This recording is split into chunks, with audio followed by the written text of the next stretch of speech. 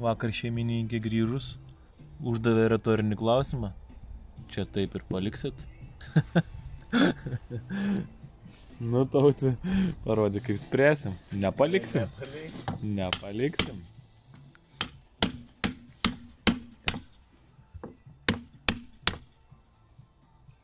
Super. Dažnai būna, kad su egzotinė mediena turėsim tokių denelių, nuospaudų, kai lentos ant lentų sukrautos, ar tai kažkokių kitų įdaužų jo ir Tautvydai. Tai trumpai papasakok, užbaigiant projektą, kaip greitai šiek tiek suvienodinti ir pagerinti tą padėtį. Viską galima išspręsti švitrinio popieriaus pagalba, rankiniu būdu, nenaudojant mašinėlės, nes mašinėlė gali pridaryti, vadinkim, ratilų tokių. Arba duobių, jeigu ten. Arba duobių. Ir tada teks visas lentas šveisti ir suvienodinti.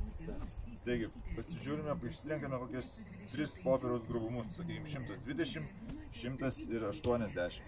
Tai reikia bandyti nuo švelniausio ir žiūrėti, kaip lenta reaguoja, ar nepaliks įbrėžimų gilių.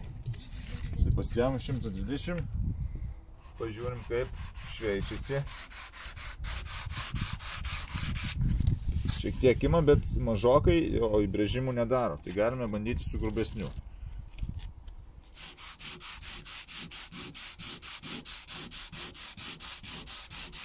Šiom lentom medienai geriausiai naudoti 100 grubumo popierių. Taip pat galime išlyginti su tuo pačiu ir įdaužą, šiek tiek jas užmaskuoti.